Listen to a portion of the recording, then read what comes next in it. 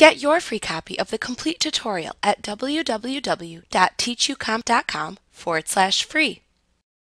After you have added a form field of any type to a form, you can double-click the field to open its associated properties dialog box. You can then use the tabs that appear within this dialog box to set the appearance and functionality of the selected form field. You can then click the Close button within the dialog box to apply the settings.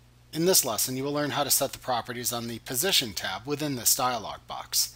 These settings are universally shared amongst all of the different types of form fields and buttons available. First, use the Units drop-down to select the units of measurement to use for the positioning and sizing of the form field. Then enter values into the left, right, bottom, and top fields in this tab to specify the form field's position, and enter values into the width and height fields in this tab to specify its size. If you check the Do Not Change Height and Width when changing the position checkbox, the size of the form field will remain fixed if you enter values that reposition the form field within the form. Like what you see? Pick up your free copy of the complete tutorial at www.teachucomp.com/free.